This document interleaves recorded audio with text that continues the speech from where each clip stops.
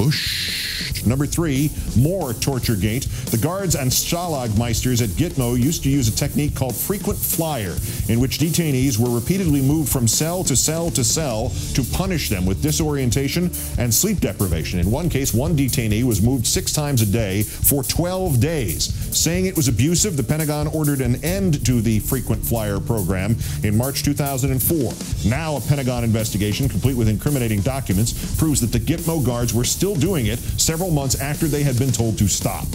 Number 2, Gitmo at the White House gate. A story buried deep in Suskind's new book, The Way of the World. A Connecticut college graduate born in Pakistan, working at the IMF, the International Monetary Fund, was walking past the gates of the White House when he stopped to scroll through his iPod. Suskind writes that Usman Khosa was suddenly besieged by White House security officers, one of whom screamed, "The backpack!"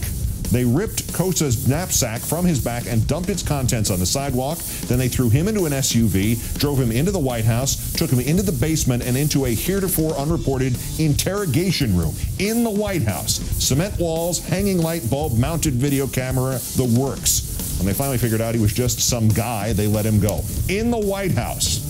And number 1, forgery gate. Suskind again, only this time confirmed by the magazine The American Conservative. His story that the Bush administration ordering the CIA to fabricate a letter tying Saddam Hussein to 9/11 plotter Mohammed Atta.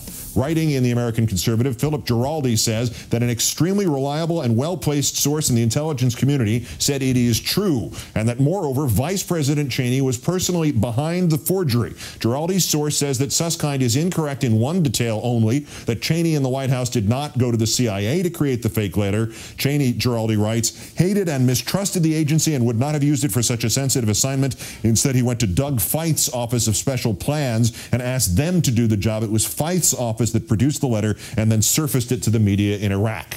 Well, Giraldi's source just made a liar out of White House Press Secretary, Deputy Press Secretary Tony Fratto, and everybody at Fix News and the other talking points parroters, and he just made Suskind's book into another document, if not actual evidence. But there's a slightly larger issue.